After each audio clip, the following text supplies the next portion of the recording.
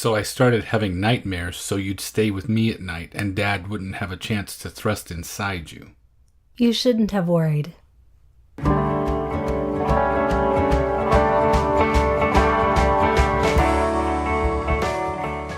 Welcome to the Magic Lantern Podcast, an ongoing informal discussion of the films we love and the things we love about them. I am Erica Long. And I am Cole Rolane. Each episode of the Magic Lantern will be devoted to one film that we alternately select, and we will discuss why it is significant to us. We are at episode 58 this time around, which is Erica's choice, so let's find out what she has selected. I have chosen Jeanne Dielman, 23 Quai du Commerce, 1080 Bruxelles, from 1975, written and directed by Chantal Akerman, with Delphine Seyrig and Jeanne Decorte. The film covers 3 days in the life of a woman and mother, Jeanne Dielman. Now I have to say, I'm pretty nervous going into this recording. How come? If the last episode, There Will Be Blood, was a very personal choice for you, this is a very personal choice for me. And because this film is a feast for the eyes and the brain, I'm concerned that I'm just going to be scratching the surface and I can't possibly describe to you how important this film is. Well, maybe you're trying to take on too much. That's possible. It is 3.5 hours long, for one thing. It's regarded as one of the greatest films of the 20th century, for another thing. But making sure that we say everything that needs to be said about a film was never our charter exactly. It's just the films we love and the things we love about them. So don't put any undue pressure on yourself. Because I don't want, spoiler alert, to get scissor stabbed because you are feeling the pressure. Okay. I'm also trying to be the shepherd of the important contextual elements that underpin this, and so maybe that's also too grand of an undertaking, but I'm going to do my best. Well, there's a lot to say about it, and I have a lot of questions for you, and Chantal Akerman is one of my absolute favorite filmmakers. I'm kind of mad that you stole this one from me, actually. Because had you not done it, I would have eventually gotten around to it. I'm a huge fan. And this was actually my first Chantal Akerman, and I only saw it for the first time this year, but it has made such an impression that it will live with me forever. So are you ready to get into it? Let's do it. We begin on Tuesday. This is the first day. And we see Jeanne first. And I was struck by what seemed to be the layers of protection and upkeep involved in just her physical appearance. She starts the day with coffee, and then we're introduced to a man whom we don't really see because the camera is at that fixed position, mid-body. The framing and the static camera are crucial to the way this unfolds. I've never seen anything shot in the widescreen format like it is, the 1.66 ratio, that looks more like a series of squares. It looked full screen and completely confined and cramped the entire time. And brilliantly, I love the use of the static camera so that you are getting nothing but this fixed shot that requires the actors to move in and out of it. And this combination of savvy direction and Seyrig's performance in particular, deciding to depict exactly what happens in and outside of the frames, it's just one excellent, insightful choice after another. And I want to add that there are no tricks at any point. There's no moment where you think, wow, the only way that this shot could be accomplished is because there's no wall behind them, for example. Every movement, every task, every chore is depicted honestly, and each of those things takes the time that they take. Which, again, is essential. I'm not sure how much of our audience will have seen this or is familiar with it. I get the feeling probably 50-50. But there's a significant portion of our audience, I think, that may not have seen a film like this before. This is an experience unlike any other. If you are only used to mainstream cinema and conventional narratives, and you don't, like I did, before I could even put a name to it, long for films that were made out of the things that other movies leave out, this film is for you. For others, it might be tough. It's a bit on the experimental side, at least relative to your average Hollywood fare. And the reason I say that it's crucial that you see these chores take the exact amount of time that they take is so that you can feel the full weight of the tedium. For some people, this is just going to be 3.5 hours of Delphine Seyrig peels potatoes, I know. But if you give yourself over to the rhythms of it and the established patterns of it, and then you can detect a little more carefully the disruption in her routine after you become familiar with the routine, it makes the way that it unravels and the ending that much more significant. And this Tuesday, this first day, it's all about establishing that routine. And for Akerman, it was essentially a love letter to her mother. As you so deftly mentioned, showing the things that other films leave out, this was about showing the grace in those chores that we don't experience on screen otherwise. And already we come to the first important question, and why this film was so radical. Why don't they show those things? Why is it that the day-to-day life of women in particular ranks so low in the hierarchy of images that make it to a movie screen? I would say that the people who are making those films, the vast majority of films, do not feel that women are important. Either as audience or as subject matter? Yes, both. I think that is a very important addition and distinction to make. To me, there is a reason that many houses were designed and are still designed to have a kitchen separate of the rest of the living area, including with doors. That's so that women don't have to be seen or heard. Now, having said that, I promise that I am not trying to be strident, even though that may have come off that way. I don't think you sound strident. That's another thing I would stop worrying about if I were you. We are going to get into a lot of issues dealing with how women have been treated by the culture at large and by cinematic culture. And anyone out there who thinks, oh, what are you talking about? Women haven't gotten a raw deal all this time.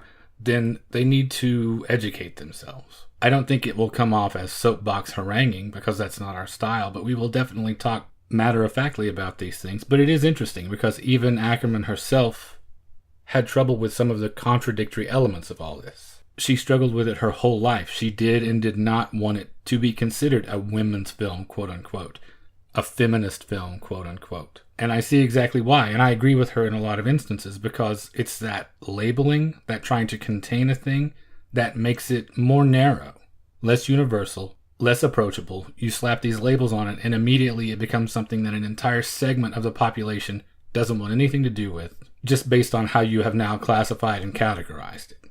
And going back to that struggle that she had that you had mentioned about this is a very powerful feminist statement. She stated matter-of-factly, as was her way, at the time, that there was no women's cinema.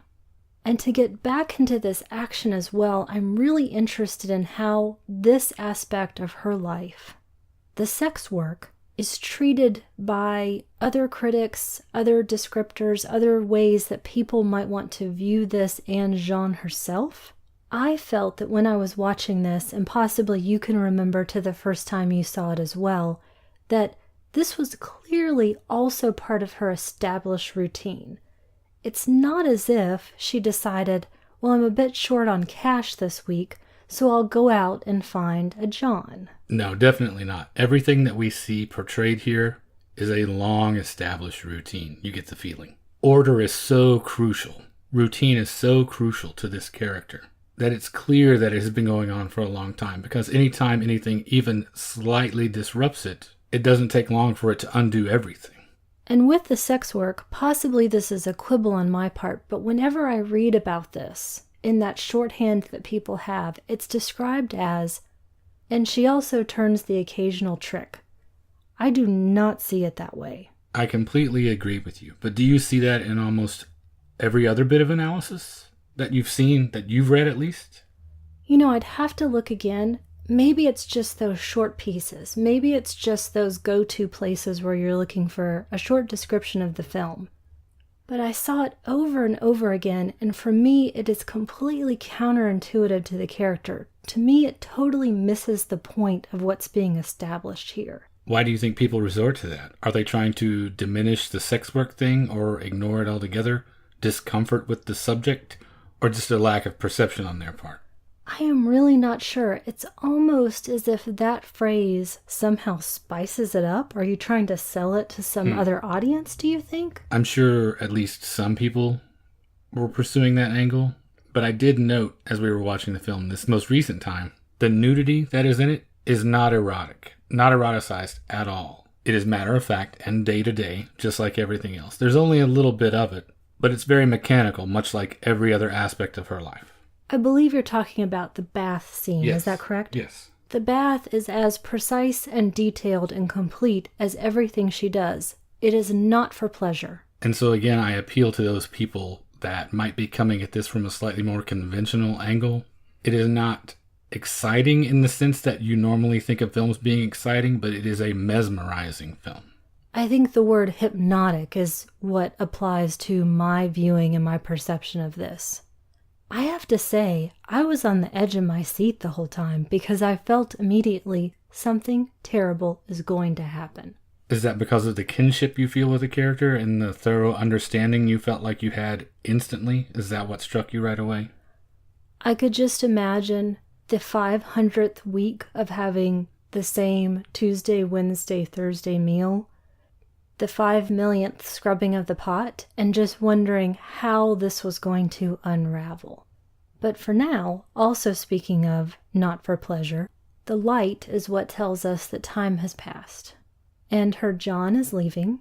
We just see her hands clasped in front of her as he's putting his things back on, giving her the money, telling her that he'll see her next week. And then she proceeds on with her day. It's all about that economy of space. I think less cramped, and I think more about utilizing every surface. It's about turning lights off when you leave a room, turning them on when you go in. And it's also about having the presence of mind, because this is an established routine, that you have started your meal prep before the John has gotten here so that you can be ready on time. If you don't have a kitchen timer, you should boil potatoes just exactly the amount of time it takes to have sex. What struck me the most in this next part is about the one chair in the kitchen and how we watch this woman move in her surroundings, but the surroundings don't move around her. Everything is meant to be contained. And then besides that very specific bath and then cleaning the bathtub afterwards, it's airing out the bedroom, it's tidying and smoothing everything down. And then there's the moment where she hears the door and there's a bit of a smile. And her teenage son, Sylvain, has arrived. When he comes in, they go through this same pantomime routine with the coat and the scarf that she does with her Johns. It mirrors that exchange almost exactly. So immediately I am thinking, which of these acts is more intimate? Everything she does is about service on one level or another. In her case, I think it's clear, but for some people, maybe not. To me, the preparation of the food is obviously the more intimate act.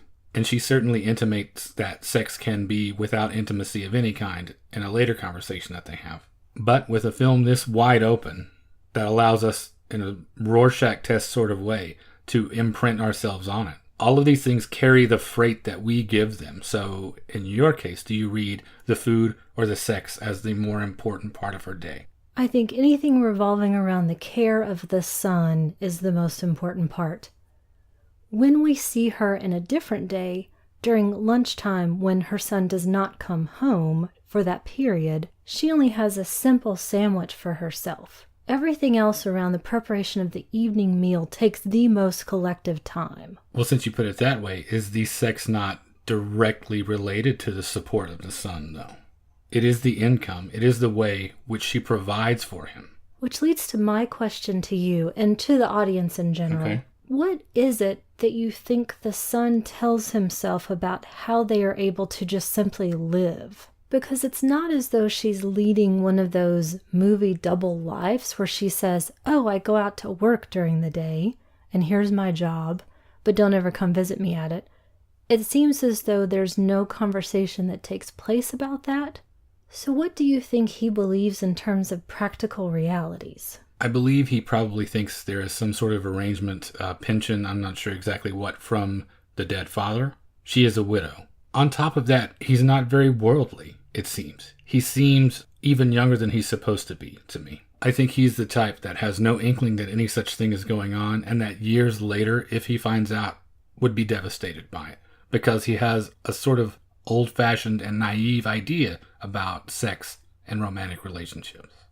And if we are to assume that he's essentially high school age, I don't think that he's supposed to be in a college situation, Though he looks older, I still thought all of these ministrations that she's doing for him are completely unnecessary at this stage of his life. She infantilizes him some. And he certainly seems to encourage that. And for the next several minutes, they are eating together, sharing this meal. My sense is in the same way that they've done it every day for a very long time. That's actually pointed out very cleverly and subtly, I think. With that whole, is it good exchange? She asks him if he's enjoying it and mentions that she used more water than last week. So if you haven't already picked up on it, there are little clues to lead you along to make you understand, yes, this is the 9,000th time they have had stew and potatoes. And it's in the way that she cleans around him. Another one of those subtle instances, I think, that indicates just how well worn this path is.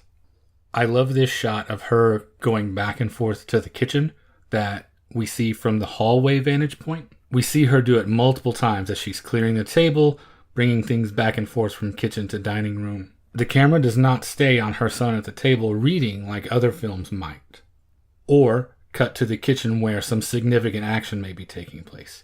We see the way station. We see the spot in between. And with that little thing, we are forced to consider how many times she has repeated this movement over and over through the years. The one subtle difference this evening is the letter. This is the letter from Aunt Fernande, and before she reads it, we didn't even know what her name was, and we didn't know that she was a widow. This is information we learn strictly from the letter. Now, Fernande lives in Canada with her husband and her children, and all I could think during the recitation of this letter was, what kind of life must she also be living? Bound by snow and distance, burdened with these children, or blessed, however you want to think about it, away from her husband for periods of time, and yet she's urging Jeanne to remarry, that she's still a beautiful woman. It's not too late. Your husband's been dead 6 years at this point, but they don't really discuss it further. The one detail that I think points out what sort of life it is beyond just the family details is that she relates to Jeanne, the women here all drive, which is a detail that I love. I think it's really illustrative of where she's at, the things that she is constantly thinking about, how things may be different in this new place that she has gone to, how times may be changing in 1975. There's a lot bound up in that one little detail, I feel like. And how you can clearly remain isolated amongst a bustle of activity. So as the evening goes on, they work on Sylvain's homework together. He does the recitation of the Baudelaire poem. She has her knitting practice. They have the radio. At one point, they prepare the house to go away for a moment. We don't know where they actually go. And that part had really puzzled me. I thought, do they have to move their car because Tuesday they have to park on the opposite side of the street? Or are they taking their trash out? What are they doing? And I think you had a really interesting take on that. My take is, I don't know, but I do know that whatever it is, it's the same thing that they have always done on that evening for the last 6 years. And when they get back home, it's time for bed. It's time for everything to get put back away again. It's time to perform your toilette for the evening, and it's time to tuck the son into bed. She tells him that you're just like your father, you're always reading, which prompts him to open up a discussion, which I think that they have had many times before, because as she talks about, in answer to his question, how she met his father, it sounds as though she's reading. And this is the most complete verbal explanation that we've had so far of her inner and outer life. Is it safe to say in a film where so little is said that it is crucial that we listen closely when someone speaks, both to what they say and the way they say it? And in this first day, there aren't close-ups per se. We're not lingering on her face and examining all of her gestures. We can only see that from a bit of a distance, so we have to pay attention. She's going over these circumstances that to no one would seem romantic. She didn't feel like getting married, but it seemed like the thing to do. She did specifically cite wanting a child, though. And basically says things like that happened after the war. The most interesting part for me is the phrase that she uses about meeting his father. This was as the war was ending, and she says he liberated us. And then they have a very short discussion about sex, or making love, as he terms it. And he says, if I were a woman, I would only make love with someone I loved, and only when deeply in love. And basically she responds that, well, you're not a woman, so what would you know? Two things there. Well, a little question that leads to a larger question, I guess. What is the strictly feminine thing that she is talking about, that she is trying to tell him in one way or another, that he is not getting? What is it that is specifically feminine about this approach to love and sex? And expanding on that, this notion of feminine domesticity that she embodies, what exactly is it? What are the characteristics that define it as such? What makes the way you clean the house or you have sex different from the way I would do it? Or maybe that's not even putting it the right way, but do you see a distinct split between those two things, feminine and masculine? This is where I personally really struggle. I see this as a distinctly feminine story, and at the same time, I don't think it has only an application to a female audience. She did specifically say you could have just as easily made this about a man. To me, like everything else with Chantal Akerman, there's an ellipsis there. You could have just as easily made this about a man, ... but you didn't. But the story is not that this time. So what's your struggle? Back to your point just a second ago, it strikes me then that of that time, though I'm now talking about, at that time, this would have still been 10 to 15 to 20 years earlier, it strikes me more that if you had done this as a man's story, it would have been the courtship of Eddie's father. Okay. Which I know is ridiculous, but it would just seem so much more difficult to take if it were the widower in this position. Difficult for who to take? I think the audience at large, starting with me, because my questions would all be based around what I see as the difference in opportunities that this man would have had instead of this woman. Opportunities for employment, all kinds of opportunities. I can't imagine the widower having to, or not having to, that's probably not the right verb, choosing to take on sex work in order to make money. So even as progressive as we want to be about sex work, which I have no problem with, however you make money, consenting adults and all that, as long as you're not hurting anyone, do what you like. But we can't ignore the element of oppression that is going with it, that has always gone with it in this case. I absolutely cannot. So I guess the struggle comes from modern day me living in this specific circumstance with you, Cole Rolane.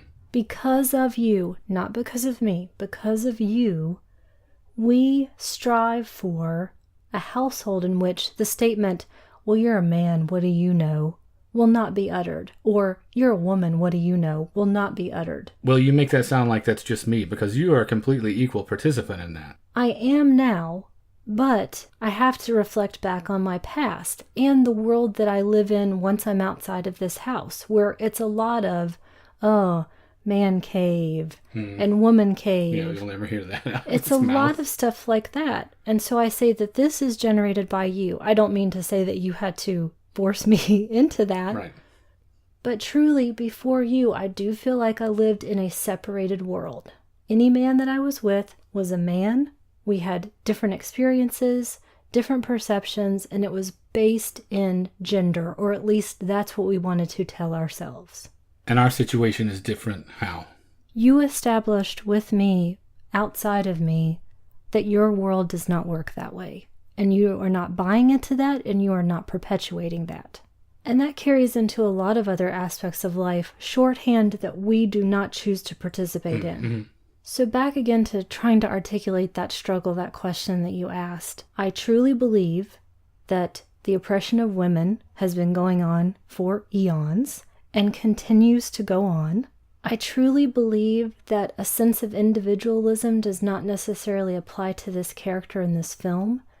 By that, I mean, I don't see other amazing opportunities out there for her that seem like they would be so great that she could just then go off in a new direction. And I feel like the more I try to answer your question, the further afield I get, because this does feel very, very personal to me. I watched this enraptured by it and also horrified by it because I felt like I was watching my day-to-day struggle on screen, minus the sex work. Well, that makes me curious. Is that the source of some of your conflict then? Because if our situation, as you describe it, is more ideal than you've ever had before, and you are no longer butting up against these fabricated ideas of what it means to be a man, what it means to be a woman, you've realized we can choose how we want to be. Are you looking at this and relating to it as in, this was me, or it is still me? I do believe that even though those concepts are fabricated and we choose to believe them for specific purposes, they can be fabricated and the oppression can still exist. Mm-hmm. So you and I can say, there is no difference between the two of us outside of education or experience or personal history. At ground level, we have the same motivations generally. And the moment I walk out the door, something else very specific can be expected of me by 10 out of 10 people. Mm-hmm. So then what I'm watching on this screen, how much is just simply driven by what my personality is? So if we come back again to, if this were to be the story of a man doing those things, I can understand that a man would also exhibit those behaviors and that same level of compulsion. Right, I think that's the question I was specifically trying to get at, in that everyone feels pressure in their daily life, or a lot of people do. Anyone with a family sometimes has to struggle to provide for that family, regardless of gender. Just keeping things in order the way you want them to go, just to wake up and have a day go how you would expect it and like it to go, that's a genderless issue. Absolutely. So what about her struggle is particular to her womanhood? And I think you may have answered this somewhat already when you were talking about the limited resources and the choices available to her. But did you want to expand on that? Is there something that we haven't gotten to yet that's a bigger part of that idea? First, I have to say something, or otherwise I'm going to forget it. Okay. So sorry. The key, I think, for me, I've been thinking about this a lot. It's what you had just said about everybody basically wants their day to go as they would like it to be. They want their things where they want them, etc. And I think it comes down to living with another person or people. Once essentially your life is not solely your own anymore, it's an entirely different world to navigate. And that is son or spouse or anyone, family member, roommate. Even though you and I may not have the same struggles, you have your own struggles with navigating your life as it works with mine. So now, having said all of that, I feel like you still asked me something that I haven't answered. Okay. I'm sorry. About the feminine roots of her domesticity and what defines that for her. Like I said, I think you've answered some of it. I just didn't want to gloss over and leave out anything vital to that. But of course, we still have a long way to go here. I want to work with you to answer that question. I was born in 1975 when this movie came out. You were born in 1970. We have bridged specific generational styles. When I was a kid, my mother went back to college, got a degree, was working, was out of the house. At the same time, our neighbors across the street, whom I consider to be my second family, that mother, Becky, was the sort of mother of that time who ate after everyone else had finished. She also did a lot of things for her sons, things that when we were roughly the same age, I had already been doing for myself for a long period of time. And that is not to suggest that those women are gone from the earth. But I think, and correct me if I'm wrong, it seemed to be what you would see more often. Maybe.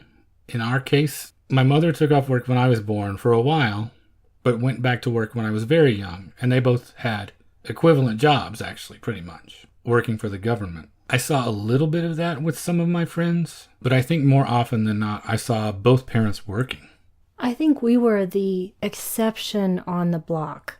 And my dad actually was home for long periods of time with me more often than my mom was because they had different schedules. But 90% of the rest of the women on the block all had children, all stayed at home. We were all the same age. It was a gigantic suburb. We all went to school together. So I think we kind of stuck out a little bit. Maybe that's, again, just my perception. And then, of course, Jeanne would have been our grandparents' age. She was born before the war started, was a very young person during the war. It was still early days when it was not common to have working women all over the place. And the only other women that she encounters in any kind of a business setting, these are retail workers, people who run the grocery store, the yarn store. And then another mother who lives in the same building, played by Akerman herself. And we only hear her voice. And we only hear the voice of Aunt Fernande as well, who also doesn't work. So I don't think we're looking at a generation of women as exemplified by Jeanne with a world of possibility open to them. And then at the same time, I also don't feel that you necessarily have to choose to live your life in those circumscribed ways day after day after day. Well, we'll save that for the end. That is a much bigger conversation that I want to get to about breaking points and just exactly what the options are. Because we mentioned options are limited. How limited are they? That's a question I want to answer in a little more detail later, though. As we come to the end of day one for her, I want to ask you one last very significant thing. If everything she does is in service to someone else, what does she find satisfaction in? This is me projecting onto her. I do not feel that cleaning or tidying or arranging are in service to you or anyone else. It's fully for me, because I feel like I would go crazy if I had to sit in my own filth, which could quickly happen in this house. Or if I had to kick through the same pile of whatever. Or if, because you have seen my parents' house, have every inch of this house covered in something. Is that also why you gravitate to this film, the minimalism that you would like to? 100,000,000%. When they get home from wherever it is that they've gone and they immediately put away their coat and scarf and everything, it is the moment that most encapsulates the film for me. It is my fantasy and also my prison. Okay, you're going to have to explain that one a little bit for me. I so want things to be put away, neatly, tidily, not in my way. But I don't want to do it every single day. So, damned if you do, damned if you don't. There is no, these dishes can wait until tomorrow, and being okay with that. It is my choice and my prison. And in order to make peace with this prison, I've had to decide I am okay with these certain number of things, and beyond that, something has to be done.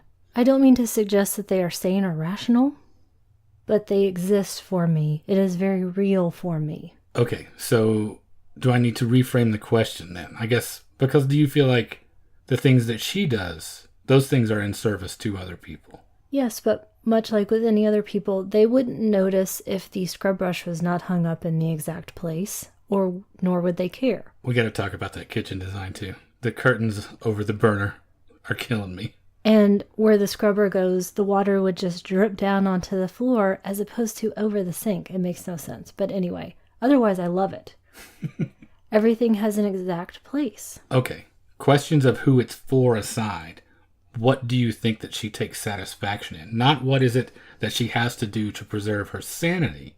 Do you think she derives satisfaction from either those things or anything else? No. Because I was about to say, I don't see it as satisfaction, I see it as necessary. I think you made a little bit of a joke, but I think it's real. All of those small things you have to do in order to keep the darkness away, that does describe what it's like. I don't know the difference for her between compulsion and satisfaction. Just to clarify, I'm not talking only about the things we see when I ask, does she find satisfaction in anything? I'm not saying, does she find satisfaction in the things we see her do? I'm asking at all, not just the routine, the monotony. Are there other things in her inner life, things we don't see depicted, do you imagine, that she takes satisfaction in? The two moments that stand out for me, those are what we do see, but I can only kind of extrapolate. The first, like I mentioned, when she hears the door and knows that her son has come home, she has that bit of a smile. And that's not a bit of a rueful smile, like, okay, here comes Dumbo again. I don't think so. I didn't read it that way in her face. And the second is when she is doing her knitting to the radio and she's humming. I don't know. I was inclined to go with you 100% when you said no initially, before I even broadened it. Because to me, the things we see depicted, the things of that nature that you mentioned, are definitely still on that list of, I have to fill every second of every day, or else the shadows come for me. None of that is done with joy. None of that is done in pursuit of just the thing itself. All of it is done as part of a much longer list and set of things that keep me from thinking about other things. So when you say no, I'm with you all the way. And now we end day one. Tuesday is over. as she is setting her alarm clock in preparation to do it all over again on Wednesday.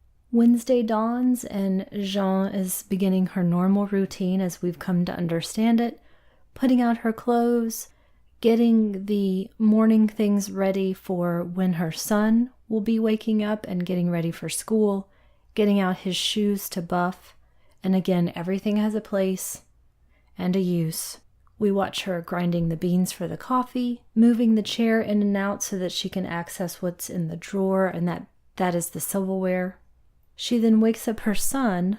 He has the first seat at the table, and I was struck again, something I believe I mentioned back in Tuesday, as she is correcting his coat and his scarf. Again, these actions seem to be not realistic for his age. There's a small, subtle difference today. Maybe not so subtle because it's the spoken words that we hear when he is asking for possibly more money today than he would normally take with him. So she has to go to that terrine where she keeps the funds that she earns in order to give him more cash for the day. I like this symbol. I like this domestic piece of accoutrement that contains the money from her sex work that then immediately gets transferred for the care and upkeep of her offspring. I mentioned earlier about how I think he would be devastated eventually if he ever finds out the truth, but likely he will also be one of these men that clings to and perpetuates this whole the mother and the whore stereotype, because he literally has one and the same, and none of it exemplified more by this terrine in the center of the house. You mentioned it's one of a set of subtle variations that begins to happen, and that is one of the things I love so much about Chantal Akerman. In this film in particular, the attention she pays to these subtle changes in mood and rhythm, departures from regular patterns, and how significant those things can be even if they seem very small. And it made me think at this point, could anyone else have played this part? Other than Delphine Seyrig. Exactly. I love what she did with it, and I'm not suggesting that someone else would be better, but I start to think, just in terms of subtle variations from actor to actor, how interesting this story would be and different if it were Isabelle Huppert, if it were Catherine Deneuve. I mean, the list is long and illustrious. What each individual woman would have brought to this story, and how much fun it would be to see alternate universes where this was played by all of my favorites. Can I take a bit of a tangent and talk about Delphine for a moment? Sure, please. I am still, and will always be, catching up on my world cinema, so there are giant holes in my viewing even though I'm such a Francophile. And so this is the first film that I've seen her in. Ah, you haven't seen Marienbad? I haven't. I think you will love it when we get the chance to watch it together. I'm sure I will. So I was really struck by her. She's tremendously beautiful and is called upon in this film to have such a rigorous, restrained, minimalistic style to fit the film. And through that has managed to convey so much.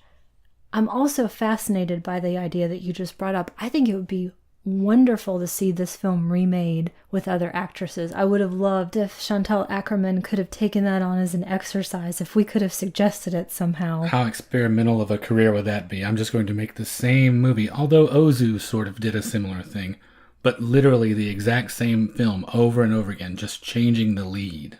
I would watch every single one of those. I would too. And so I looked a little bit more up about Delphine Seyrig, by no means an exhaustive study, so I hope people will go out and watch her entire body of work and learn more about her because I find her fascinating. Mm-hmm.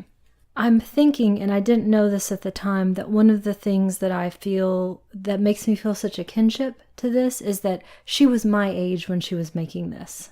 Chantal Akerman, of course, was very young, only 25 at the time. And Delphine Seyrig was a major feminist figure in France. She constantly used her status to promote women's rights. She made a film that I would love to watch and hopefully someday we can get our hands on, which was the film that she directed in 1977, Be Pretty and Shut Up. I have not seen that one either. What is that one?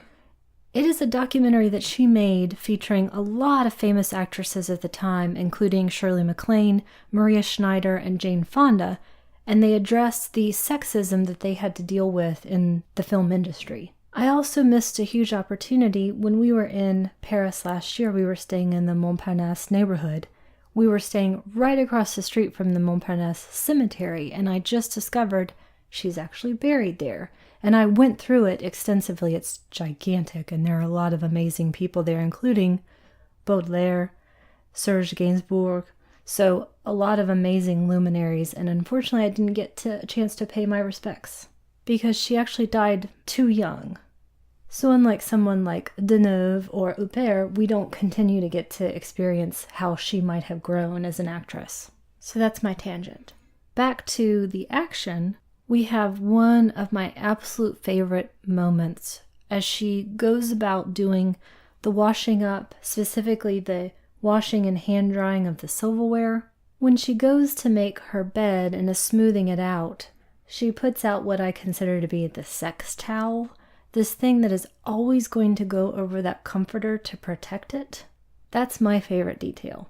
Now I feel like, again, the mood and tempo changes because we finally see her venture out into the world and have interactions with other people. She's going out to essentially complete her chores, get the marketing done, get other business tasks taken care of.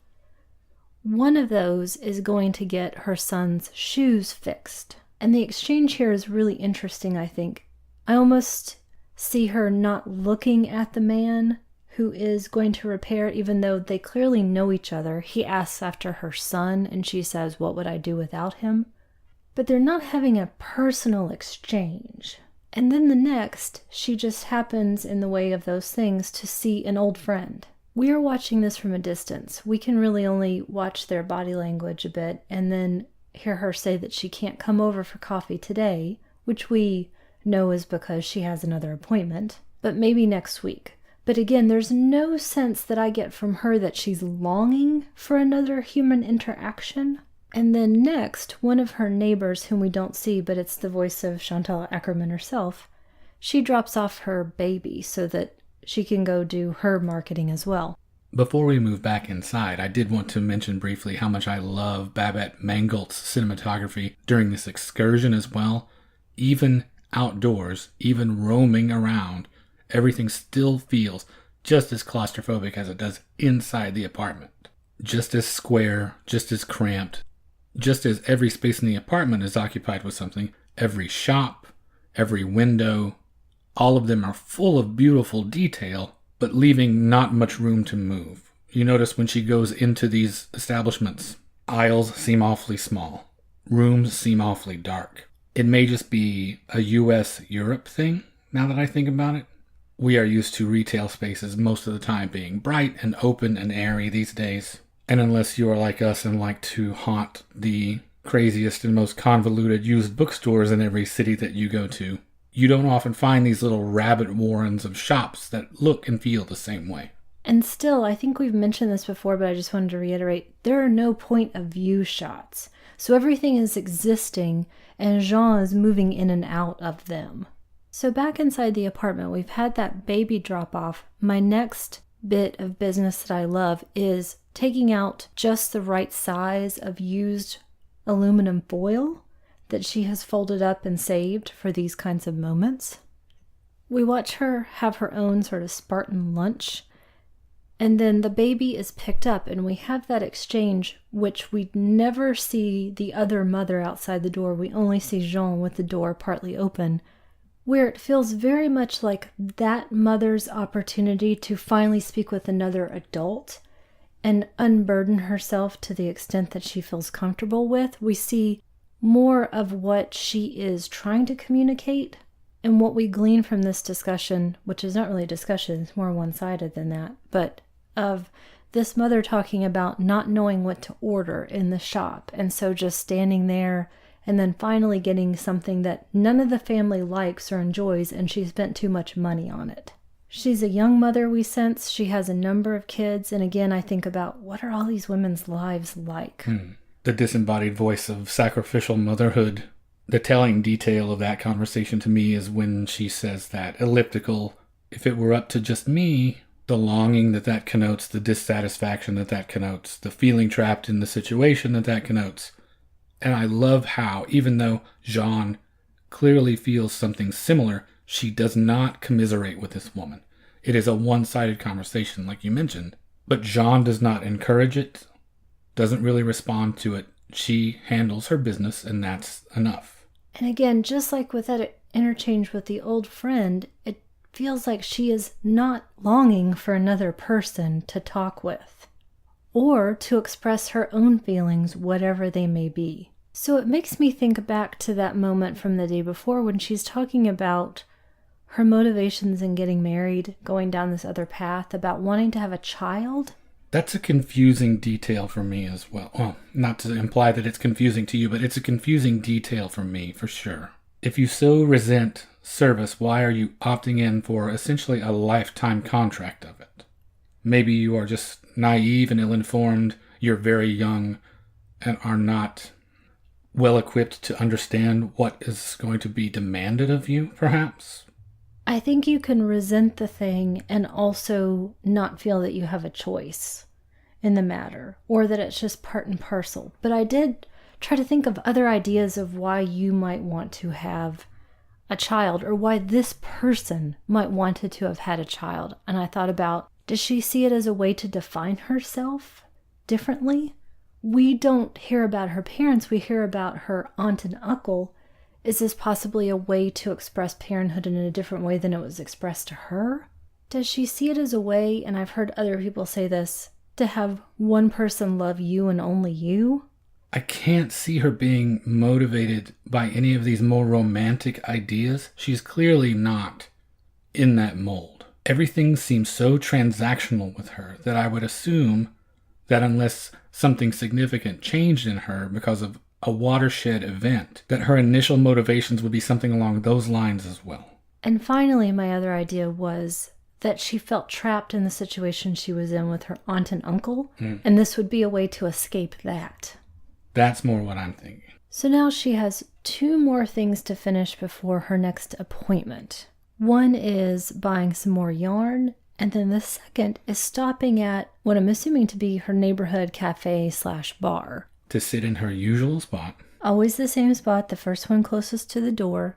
She drinks and watches for a moment, then leaves. It's not an extended, pleasurable outing. We see the Jeanne this time. Again, it's not an extended exchange. It's not a lengthy period of time. The difference we see, to me at least, she doesn't turn out the lights in the same way afterwards, and her hair is slightly mussed. It's that series of movements, and then what happens next when everything starts to feel completely disordered for me. She walks into the kitchen, stops midway through, turns around, goes back to turn off the light that she had left on, goes back to the kitchen, gets a pot, stops in the bathroom again. It's all of these disordered movements when we've watched her before have the same routine every single time.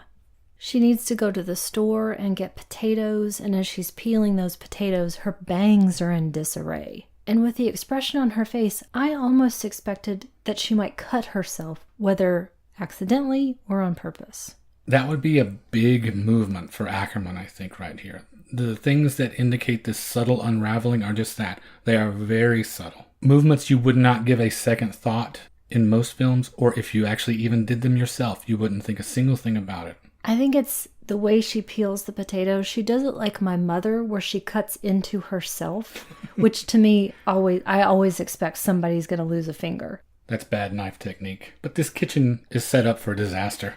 I'm surprised the curtains aren't constantly in flames. She hears the door. Her son is home again. She was not at the door to greet him this time. He also says, "Your hair's a mess." And now during dinner time, more things are slightly off. She repeats again, like she had said the day before and probably every day, don't read while you eat. And this time, the next course is not ready after they're done with the soup, which feels just insane to me at this point now that we've gone through so much of this time. And there's more just waiting and sitting in one place because you don't know what else to do while you wait the 2 minutes for this other thing to be done. There was a lot going on in this non-conversation for me at the table. We've begun to establish clearly that she is only comfortable if every moment of the day is taken up with a very specific task. But did you get the sense at this juncture, with things thrown off as they are, she was longing for something specific like a conversation with her son to fill this gap, or did that occur to you? It didn't, but maybe that makes me an odd person because, again, in reading and going through those synopses, the word lonely is used, and I've never considered her to be lonely. Because to me, if she were, she would reach out for a conversation with the son. She would take her old friend up on the opportunity to go have coffee. She would commiserate with the other mother in the building. I do want to save a little bit of that until day 3, though. Okay. So I'm biding my time just a bit. I don't know if I necessarily agree in that case. I think that maybe she does. When I watch her at the table, some of her discomfort strikes me as meaningful interaction with her son that's outside of the routine, seems like just another thing on the list of options that are unavailable to her. But I feel a slight longing, the way you noted that you saw the slight smile on her face when he arrived home. So maybe I'm picking up on that and then extrapolating it a little bit. But I feel like she wished that something else was happening right here between them. And it made me think a whole lot about personal responsibility in the situations that she finds herself in. These rituals, these domestic rituals with which she keeps everything at bay. You mentioned the drying of the silverware individually. When she went out of the house, the trips to get the same groceries all the time. And now this lack of conversation with her son. I'm confounded by the fact that if she does indeed want something else, she feels like she doesn't even have agency to change these things. What is it that she's warding off by drying the silverware and laying it out in a specific pattern? If you are angry about getting the same groceries every day of the week, buy different groceries. And if you want to have a conversation with your son, initiate that conversation, because you can't put the onus on him exactly. He's a child. We can't necessarily hold him to what you would expect a reasonable grown adult to do in that situation. And he also, at different points, tries to initiate a conversation, tries to reach out. So if you are upset about the fact that this is not happening, then make it happen. And say something about something other than mashed potatoes. I don't feel comfortable saying that she is upset about buying the same groceries. I'm not even sure we're there yet. When you say there, where is there? In the progression of events. And I'm not even sure I read the ending that way either. Okay. But I think it's completely reasonable what you've just expressed. Yeah, my point, I guess, still stands in the sense that where does her personal responsibility enter into this equation?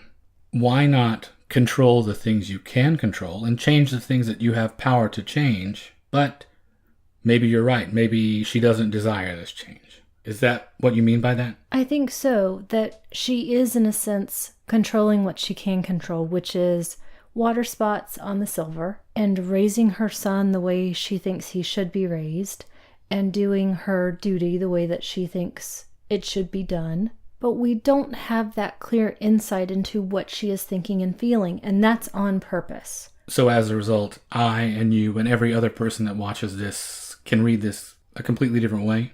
Yes, and I think about what Akerman's direction was, which was around, in any kind of question that Delphine Seyrig may have had around, essentially, what's my motivation here? She said, it's not about your feelings. You are doing this, then you're doing this, then you're doing this, then you're doing this. So from the perspective of Akerman's direction, it's not about choice. It's not about feelings.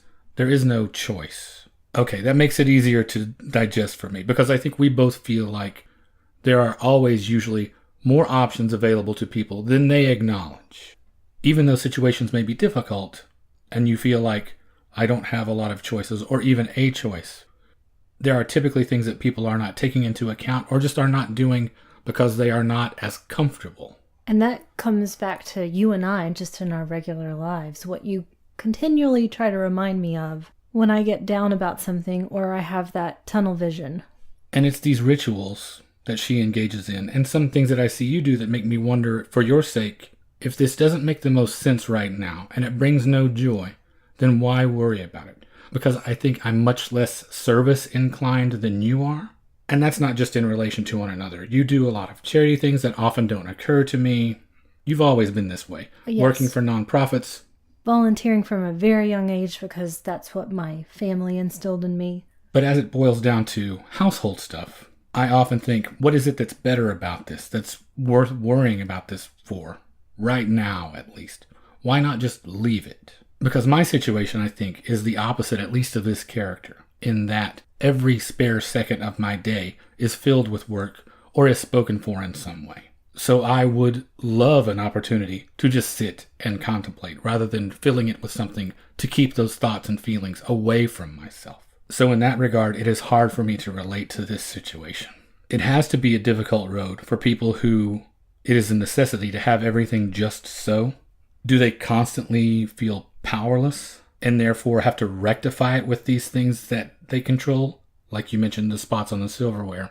Again, it's the opposite for me. I often feel like I missed my chance to jump off the carousel.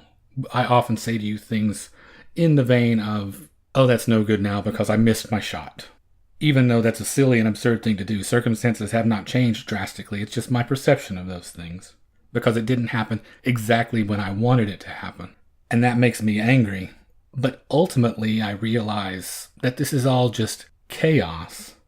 I'm a fool to think I can control anything, so why not just get on with it? It's important for me to say right here, I don't want to give anybody the impression that I'm somehow Mother Teresa and you are out for number one, because that is not the case. No. I just mean that it's your natural inclination where it's actually something I have to work at.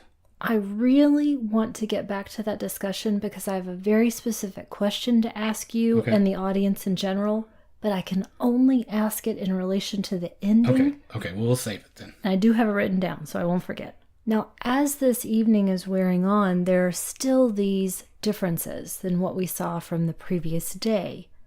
She goes to try to answer this letter from Aunt Fernande and is having a difficult time doing it, getting started, completing it. She ends up just folding the letter and leaving it partially hanging out of the steno pad, which just makes me insane. After all of this. The thing I think that drives me the craziest, and this is not out of character, is that instead of laying his ruler down lengthwise in his bag, that little nitwit has it sticking up out of the corner to easily be broken off at any point. And how could he possibly get the top flap over and buckled? It's crazy. More things. She has not turned on the radio until the son mentions it. She starts her knitting but doesn't really finish it or progress with it. And he mentions at one point it's this time for them to go out to wherever it is they're going out on a Wednesday evening. He asks about, can we not go because we ate so late? No, we're going anyway. Those things that you mentioned, like the radio not being turned on, seem like major signifiers. I know they're not nearly as dramatic as possibly cutting your thumb while you're peeling potatoes, but in relation to the other things, the details I specifically like in this section, the radio thing seems monumental. The subtle things that I really loved in this stretch. One instance where she goes to turn off the light switch, misses it, and then reaches back to turn it off a second time. Again, something you wouldn't even notice. When she has the kettle on to boil, she accidentally knocks it gently against the burner instead of setting it directly on top. Again, something that you wouldn't blink at. But it's a series of fantastic, fine little details that make all the difference in helping you understand how much things have gone awry. Now, before all hell breaks loose on Thursday, which is what we're expecting to have happen at this point, we've got one more thing to go over on this Wednesday evening. They're back home, and Sylvain starts talking about, through his friend Jeanne, his ideas on sex, and how he had this idea of his father thrusting into his mother, using his penis like a sword because of this schoolyard talk, and how much he hated his father for that idea of doing this thing to his mother. Much like with the peeling potatoes, that is bad technique. And she essentially shuts him down. There's no point in talking about these things. And it seems like he's going to ask another question. Nope, lights out at that point. And just like that, Wednesday is now over, and Thursday has begun. She puts that same housecoat on, but misses the second button. I think of this housecoat as the equivalent to the table in Tom Stoppard's Arcadia, where entropy is clearly setting in. I can't imagine such significant disorder being communicated so simply as a missed button on a housecoat. She leaves the window open. She doesn't make the bed. She misses more lights. She drops the buff brush as she's cleaning up his shoes. Why do his shoes need to be shined? And if they do, let him do it. Unless, again, like you mentioned, this is not for him. This is for her. or other people, I don't know. As crazy as I am, I'm not that crazy. I don't care about shoes. She's apparently forgotten something because she has to yell at him out through the window, but he doesn't hear her. So whatever that missed opportunity was, we don't know. That shouting is so uncharacteristic as to be shocking. It is. I cannot imagine her hanging her head out the window to do that. She's got to wash a dish a second time. She drops one of the spoons, so she has to wash that again. She's got more of these outside chores to do before she has to be back home for another appointment, her regular Thursday appointment. And those things, all of these chores that she has to get done, don't go according to plan either. She can't get the right button for this coat. She can't get any stamps from the machine. She goes to one of these neighborhood shops, but they're not quite open yet, so she has to wait in another window.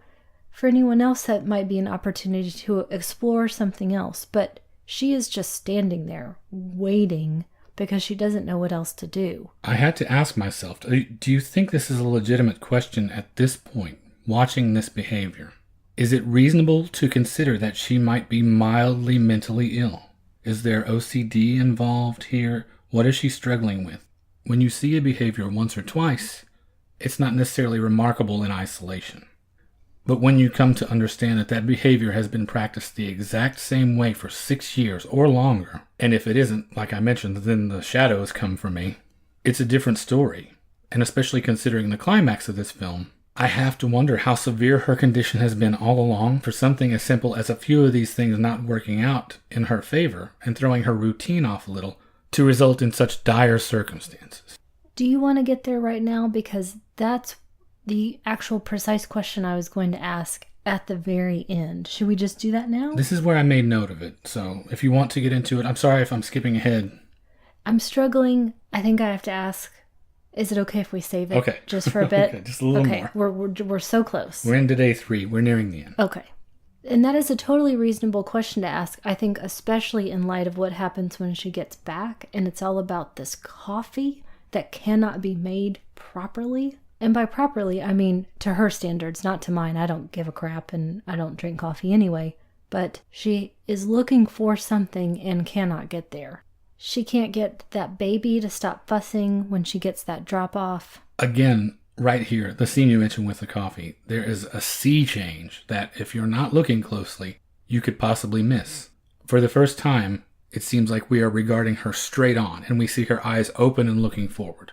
Practically every scene prior to this was at a greater distance or her eyes were downcast. There's a resoluteness to her that seems different from here, like she is focused on something in the distance that she is moving inexorably toward. We know what that is now, but from here on, because of this slight change in angle, because of this slight change in the way that she is being photographed, I see her as constantly regarding this thing. It feels to me for all the world like a fateful decision has been made. Well, she still has more to do. She cannot get that same seat in the cafe that she always gets. And she is in a shop, and I feel like she tells this woman more than she needs to about her family. This, to me, feels like, what is she doing? What has happened? She would never normally disclose this much, and this is to a stranger at this point. When she gets home, there's a package waiting for her, and this is this birthday gift that Aunt Fernande had referred to in this letter, and it's a new nightgown. But before she can get through trying it on or even getting it put away fully, her appointment is here. Now this is completely different because we are in the bedroom for this sex. I have to wonder why, prior to this point, was the sex not displayed as tediously and matter-of-factly as every other chore that she went through in her day. It doesn't necessarily have to be graphic, but it certainly makes me regard it as different and other when it's not included in the rundown of the normal day's activities and is somehow sequestered. What do you think the motivation was to keep that so separate until this final point? The shock? I think first off, it's, as you were describing earlier, that we see the bits that are left out of other films. In other films, we see the sex, but true. The housework is sequestered. Gotcha. So in this film, peeling potatoes is more interesting than sex, and especially for her. This time we see her taking her blouse off as she is regarding herself in the mirror. She folds it, she waits. And then we have them in the bed. And the man, whom we don't know who that is is on top, to me, barely moving, and so we just watch her face, which we fully see. And we can tell from her face and her skin color and her arm movement that she's starting to have a reaction. And it grows. It doesn't feel pleasurably connected to him or even pleasurably experienced by her. There is, at least I saw, a faint smile at the end. Our next moment is, it's well over at this point, and he is watching her put her blouse back on. He has his shirt, but instead of putting it back on, he leans back in the bed, clearly pleased. He is also not on top of the towel, and I say that because maybe this is why she does what she does next, which is take the scissors that were there on the dressing table, which she had used to open this package, and stab him to death in one movement. Our last several minutes, and I believe it takes about 7 minutes, are her in the dark, with blood on her, breathing. At some point, she closes her eyes for a moment. There's more breath. There's a big sigh. She drops her head, which feels like this is the weight taking over in her body. She moves and sinks and fades, and the movie is over. So back to this question that we've been putting off. Why does she do what she does? Is it OCD, mental illness? Is she undone by the mundane nature of life and her tasks? Is it something else? Did he not have sex on top of the towel? This part is difficult for me because I'm conflicted a little bit. I do not believe at all in this everyday life is just too much as a mindset or a lifestyle. Beat it with that, Percy Shelley. Clearly people reach breaking points. What is it that gets them there? I have no idea. I don't think we can figure that out. The combination for you obviously wouldn't be the combination for me. This is obviously full of truths for you. And for me, for a lot of people. What makes it so, though, in your case? And I ask because I wonder a lot of things about her. Does she feel shame about this work? Would she rather be doing something else? Specifically, most importantly, what is it that she cannot bear? What I like to think most about is the aftermath of this. Imagine being in the police station. How would she go about explaining herself? Because that's not something that she does normally. The explain herself part, not just the killing people part. The killing people part is also interesting to me in the fact that it seems so outlandish in this setting. We watch things that are absolutely absurd and over the top horror-wise. We think of something like Texas Chainsaw Massacre that we did an episode about and how extreme that example is. But this somehow feels so much more than any of that cartoonish violence. And just like I do not believe, as you don't believe, that this is about, I've done this thing 5,000 times and it just made me go insane, I also don't believe that this is because a man gave her pleasure. I don't feel that that's why it happened either. This unwanted orgasm that she experiences is just the last straw in a huge pile of mounting disorder. I don't mean to worm out of the question, but I really don't think that Akerman meant for me to know for sure. That's legitimate. There are tons of filmmakers that I love that are just like that. Chantal Akerman for one, David Lynch for another. That make the work. The work stands on its own. It's for you to interpret. It's art that way. So ultimately I'm left with all of these possible reasons, all of these reasonable reasons, whatever I might find myself doing in the same circumstance. I can't remember exactly what I thought when I first saw this, but I assumed what we were leading towards was that possibly she was going to do self-harm. That's exactly what I thought too, the first time. So from start to finish, I was mesmerized by this. I was hypnotized by this. I couldn't wait to see what was going to happen. It's very long, I guess. It never feels like that. No, it goes by so quickly to me. And I keep wanting to watch it again and again because maybe Delphine Seyrig snuck something in that Chantal Akerman didn't mean for her to. Or maybe Chantal Akerman wants to tell me something else the more I watch it. This is why I love Akerman's movies so much. This is what it is about her style that suits me as a viewer in particular. What she does so well is show me something, and then make me continue to look at it, and continue to look at it, until it reaches the point where I feel like, okay, I got it, and then continue to look at it, and continue to look at it. So I push through the point of, okay, I've seen everything that there is to see here. And I reach a new point of, oh, I never would have noticed that had you not made me focus on it so intently. It's that way with this film. It's that way with my recommendation. It's that way with so much of what she does. It's the thing she is absolutely the best at. Well, having said that, how about we get to recommendations then? Well, my recommendation is Hotel Monterey from 1972, conceived of and directed by Chantal Akerman, working again previously in this case with Babette Mangolte as cinematographer.